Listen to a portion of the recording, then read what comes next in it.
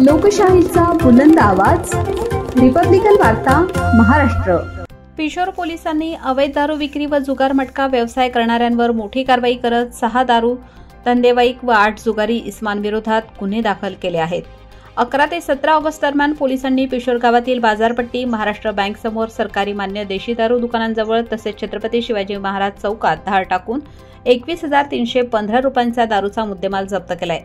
प्रकाश भिक्कन दवंगे, देवानंद फकीरराव जाधव व सुरेश भिक्कन दवंगे या धंदेवाईकांवर महाराष्ट्र दारू अधिनियमांतर्गत कारवाई करण्यात आली आहे। दरम्यान पिशोर गाव व परिसरात झन्ना मन्ना व मटका नावाचा जुगार खेळणारे व खेळविणारे 8 जणांना पोलिसांनी वेगवेगळ्या ठिकाणी पकडले।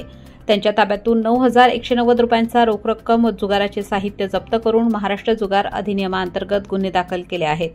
सदर कारवाई सहाय्यक पोलीस निरीक्षक शिवाजी नागवे यांच्या मार्गदर्शनाखाली उपनिरीक्षक रतन डोईफोडे, विश्वजित फरताडे, हवालदार परमेश्वर दराडे, वसंत पाटील, गजानन कन्हाळे व विजय भोटकर यांनी केली आहे। रिपब्लिकन वार्ता महाराष्ट्र प्रतिनिधी Milind Kumar Landge, Kannada. Subscribe now and press the bell icon.